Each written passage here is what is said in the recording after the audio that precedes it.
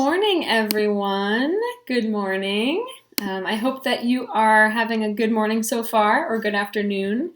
I see Robert is there in the comments, which I always love seeing a hello from Robert. He attends a lot of our events and watches a lot of our videos, as do all of you, and it's always great to see familiar names and faces down there in the chat.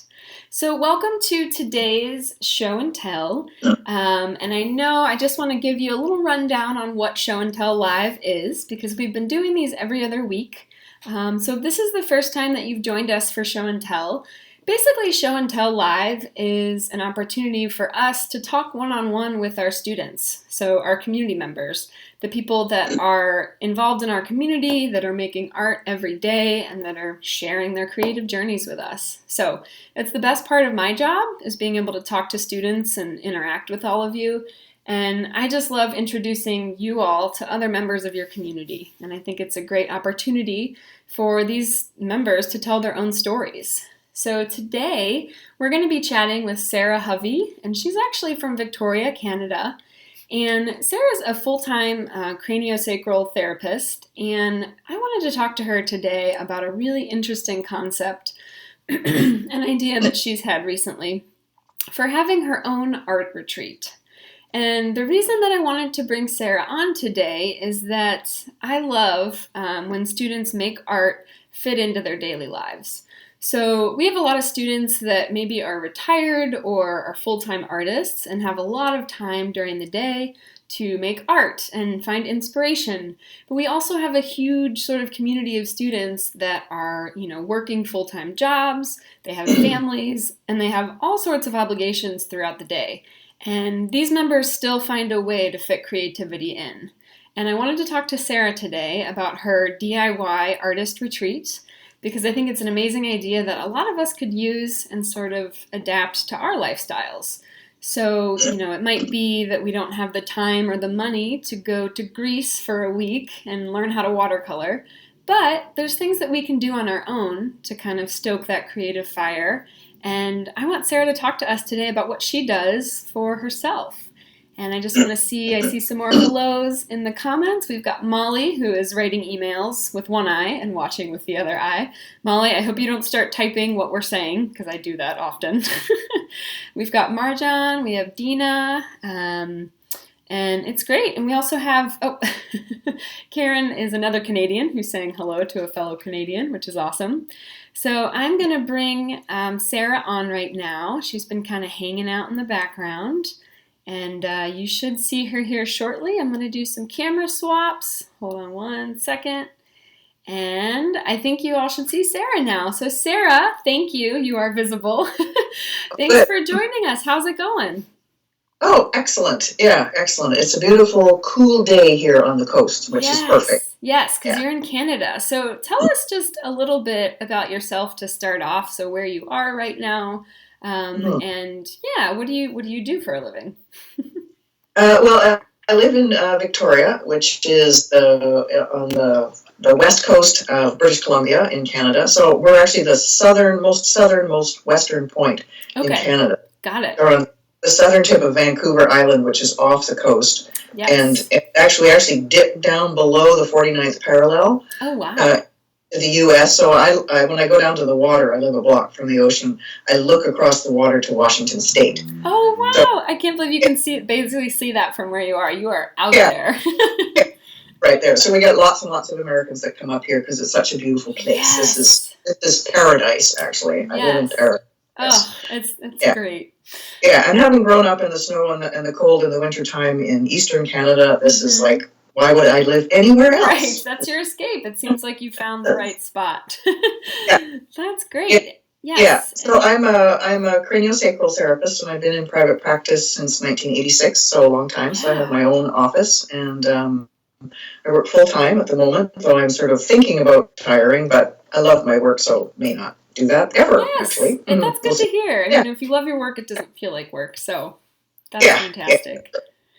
great. That's Yeah. great. Well, as you probably heard me introducing the topic for today's talk, I want to hear a little bit more about the idea of this self-artist retreat. So, how did you get this idea? And can you tell us just simply how it worked for you? So, what did you do to sort of set this up for yourself? Okay. In July, I was supposed to go away for a week, and that fell through about a month ahead of time. And I thought, ooh, I have a whole week that I had nothing planned. And usually I just penciled it in.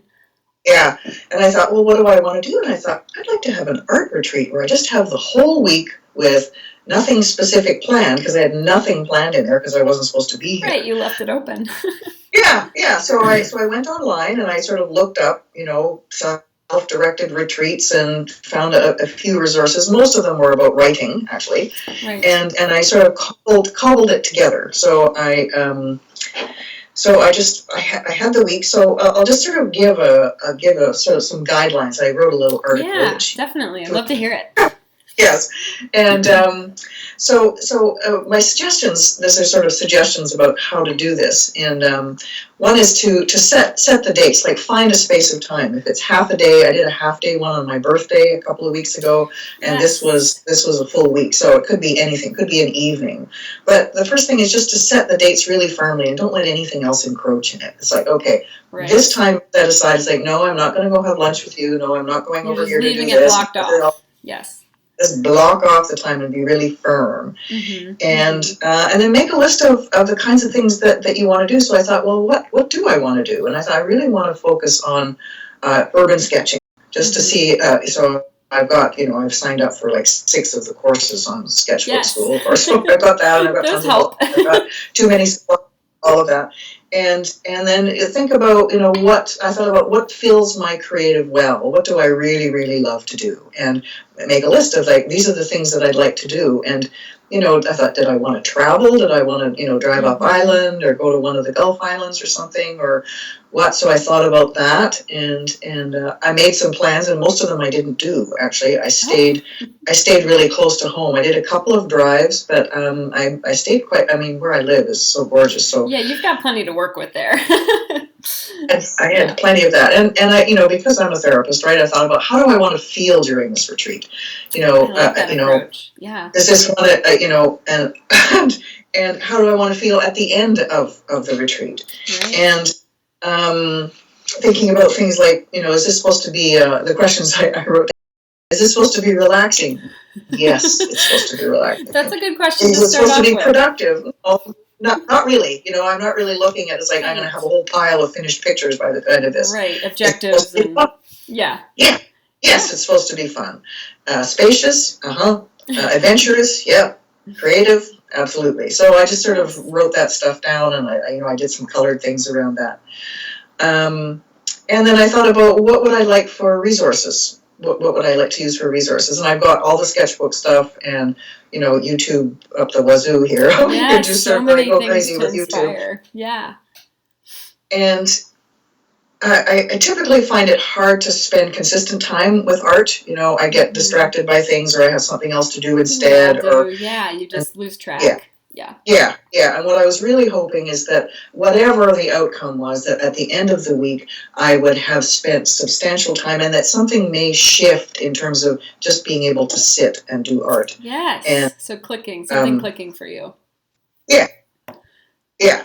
And then I thought, plan something really specific at the beginning of the retreat to sort of say, okay, this is the beginning right now. This is what I'm doing at the beginning, and the end is going to look like this, so that it's this space. It's finite. Yeah, definitely. Yeah.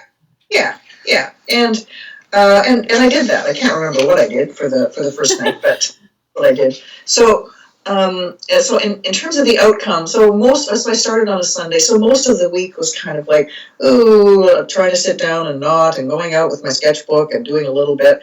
And then on the Friday of that week, I had been thinking about doing art with music.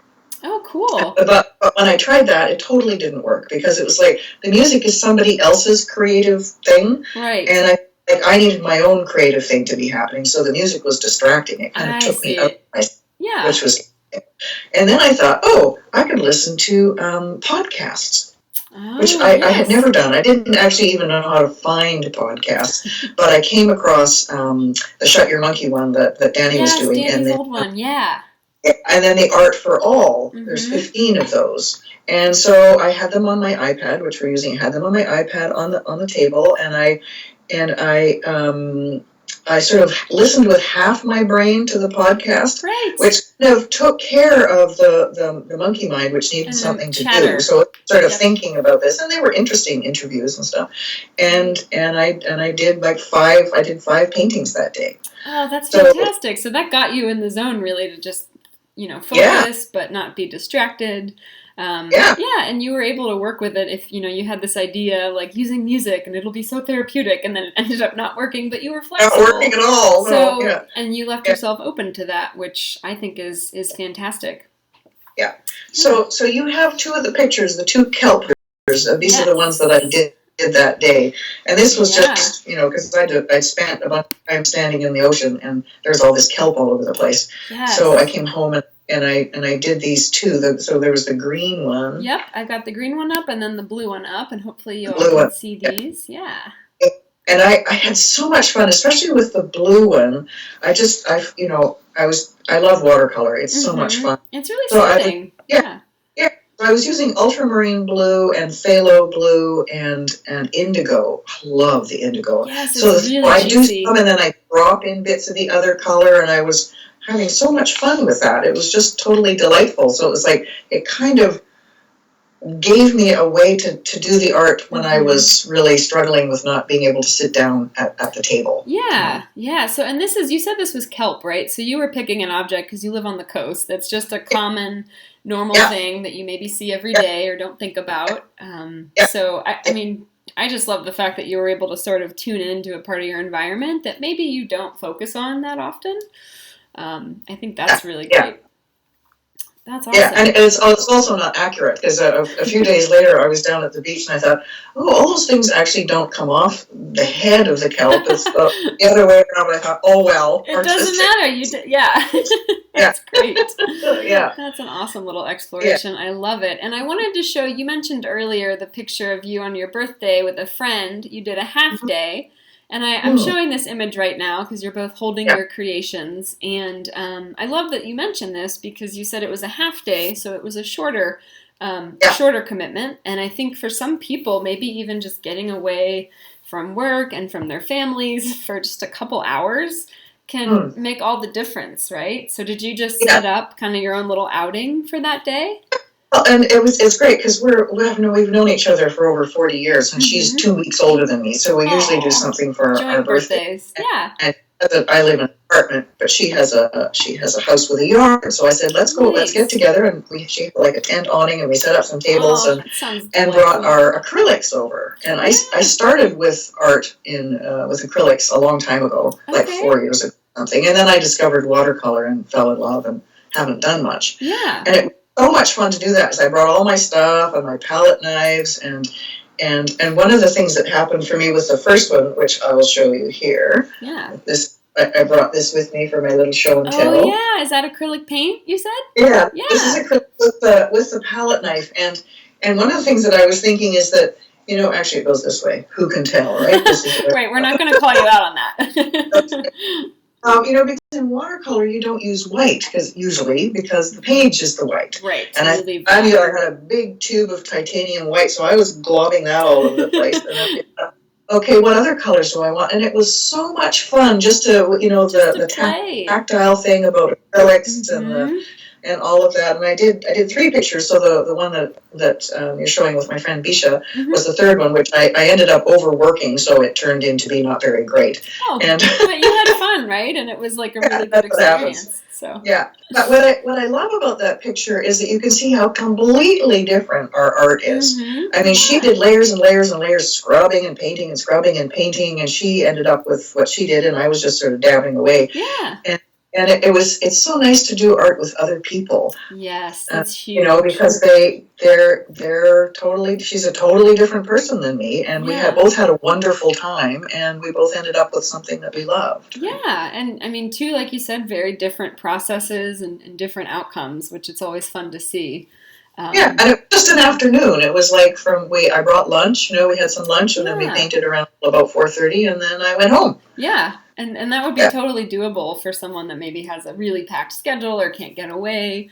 I think yeah, it's mostly yeah, plausible for a lot of us to schedule aside 2 hours on a day in advance, and I think that's a yeah. great little adaptation of it. And I want to touch on something you said earlier. So you had said that the self retreat that you did, kind of, or one of your goals or outcomes was having it affect sort of maybe clicking something for you, or like after that retreat took place, it sort of altered something in you. How did that affect your creative practice? So even though it's past and it's already happened, how did that impact what you do today or what you're doing tomorrow, in your Well, sketchbook? it helped me to do more and to be more consistent and to realize it's like, okay, this is actually this is easier, and Mm-hmm. so pardon me. So yeah, it just sort of helped me to kind of get over the hump of feeling, I don't know, like I couldn't get to the table, sort Yeah, of.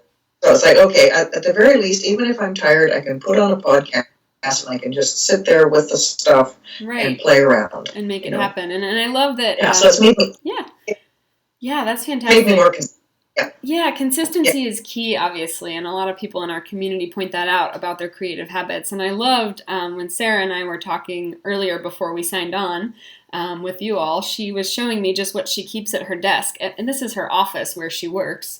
And she just keeps a few materials handy. Sarah, if you want to show me your little desk stash again, I just isn't love it? that. Yeah, This is, this. this is somebody that actually a patient gave me, and it's little watercolors, Yes. and it's got two things in it, and then the lid you can, And it's and it so was like it was compact. like $8, Yeah. So it kind of looks like one of those things that has eyeshadow in it. Yes, like a makeup compact. And it doesn't take up Yeah, any space. It's very yeah, small. Yeah. yeah, it's very small, and I have, I've got my pencils here, Mm-hmm. and I've got Yeah. some, a couple of sketchbooks and some oil Yes. pastels, just a few little things here. So I Yeah. have a few minutes, then I just do some stuff. Yeah, Yeah, and yeah, that's perfect. And I think that's something that we can all do. I have a tiny sketchbook here at my desk that's I just unearthed under a pile of things that fell over. But keeping things handy and keeping little just small reminders, even in places that we work in, is yeah, great. So yeah, I love that. yeah. And I just wanted to make sure for the audience that you guys know if you have any questions for Sarah at any point during this, feel free to ask those in the comments. I saw a few more hellos. We've got Paulina from Spain, Mahua, which I'm probably butchering your name. I'm very sorry, but she's on holiday today, so she was able to tune in.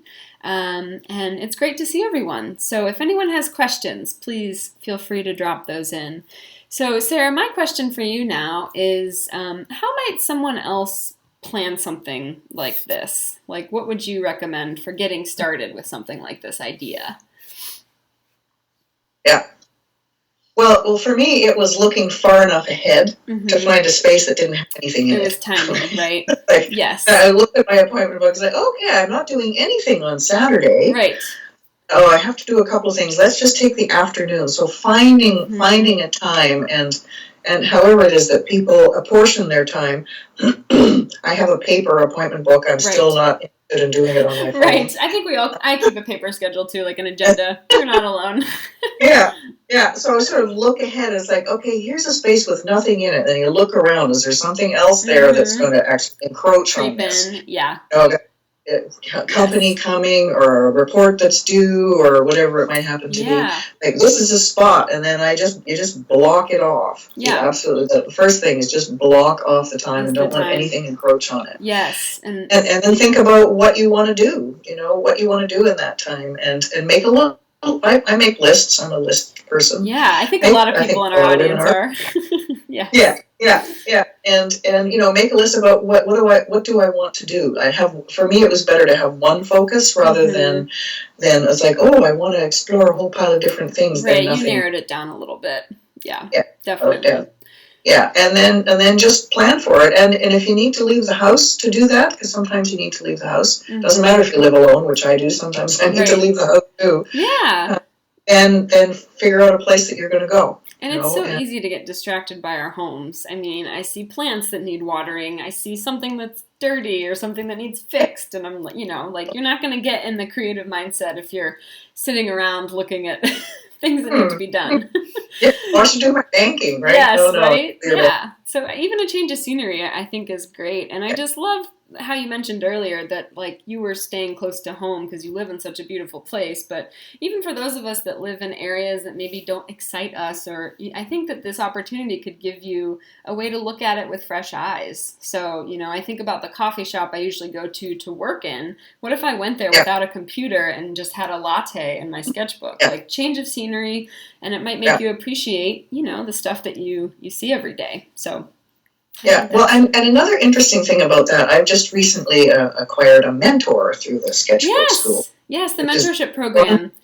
Yes, I'm Yes, so much fun. And one of the things that I said to her was, I'd like to find some other things to draw and sketch besides, the ocean and trees, right. because that's what I do all the time. Yeah. And she happened to be in the Monet Museum where she was, Oh, and she sent wow. me 3 pictures of famous pictures of Monet, all of the lily pond, which everybody Oh, knows. cool. Yeah. How many pictures of this same thing did he paint? And I thought, Right. oh, okay. Yes. So I went up to another island on Labor Day weekend, actually, and there's one particular spot that I love to go. Mm-hmm. And I thought, okay, I'm going to paint a bunch of You're gonna do pictures your or Monet draw a bunch of moment. pictures of the same view. So I've got one of these landscape books, so I would have to sort of go across like this. Yes, I love that. And if you can hold it Yeah. up just like an inch higher and then go back through it. Yes, that's perfect. If you can, Okay. yes. I love that Yeah. long horizontal spread. That's awesome. Yeah. Well, Yeah. it's a place that I spend a lot of time. So I did that one, and then I did, what else did I do? Then I did just a drawing of the whole thing, like that. Oh yeah, so just ink. Were you using a pen? It looks like pen and ink. Yeah, yeah, Yeah. yeah. My new Lammy. I love my new Oh, Lammy. you know what? I'm never far from mine. Yeah, Yes. yeah. And then I did. Then the next day, I thought, well, I'm going to try a couple of serious watercolors. So I had watercolor paper that I taped on the Right. thing, and I did wet on wet, which was very wet. And then I did I did wet on dry, which was not. And they weren't that great. I don't have pictures of them. But so I did several of the same Right. view, right? Yeah. Which was totally cool. Yeah. Yeah, And and that's a great way to break out of your typical pattern. You draw yeah, something, you move on. Or like you said, you were kind of sick of your surroundings. But I think even just approaching it with a different artist approach in mind, like you're thinking like Monet, you know what I mean? And I think yeah, yeah, that's another plug for just going to art museums and things like that. I know we're preaching to the choir, but in terms of your yeah, mentor introducing that, I mean, that's brilliant to kind of just give you a new way to try something and to look at yeah, something. So that's great. And that's also, like I said, a plug for the mentorship program. For those of you in the schoolyard, just check out the mentorship topic because it's clear Sarah had a great experience and there's yeah. lots more opportunities. We also need mentors. So for those of you that feel experienced or just want to help someone who's maybe newer at drawing, definitely Mhm. check it out in the schoolyard for sure. So Sarah, it doesn't look like we had any major questions, but you covered so much, and I think you probably inspired a lot of people out there watching to maybe try this for themselves, which is what I was hoping for. I feel inspired. I want to look at my calendar 6 months ahead. I mean, if I can schedule a dentist appointment 6 months out, I could probably schedule an art date, Right, yeah, and So, it doesn't have to be long. yeah, I had a whole week, which is right. really unusual, Yeah. but it happened to work just fine. Yes, Right? yes, and I Yeah, love that it's adaptable. So I'm hoping, I want to challenge everyone who's watching today or watching at any point to maybe try this on for size. It looks like Esther is coming in from Switzerland, I just saw in the comments. So Esther, you've probably got some really cool stuff, out your window to draw. But thank you so much, Sarah. I'm going to sign us off here in a second. And thank you to everyone that joined us. Sarah, I really appreciate you taking the time to share your story with us. And it looks like Terry's actually asking you, Sarah, if you belong to the Victoria Urban Sketchers. So apparently there's a Victoria I do. chapter. You do? Okay, excellent. Well, then I do. maybe. Yeah, I've been a couple of times. Okay, Uh, cool. two times. It's great. We meet every second week on the Yes, Saturday. so maybe you'll Yeah. run into Terry then. That you might run into a new friend. Yeah. And Robert is just mentioning as a resource for all of you, Julia Cameron's book, The Artist's Way. She suggests the artist's date, and that's very similar to this idea. So, Yeah. if you want to read up more on that, the Robert the librarian has told us where you can find more information on that idea. It's the book by Julia Cameron called The Artist's Way. So thanks again, Sarah, and have a great rest of your day. And I know you're up bright and early for us. I really appreciate your time. And thank you to everyone that tuned in to watch. I'll see you all later. Bye.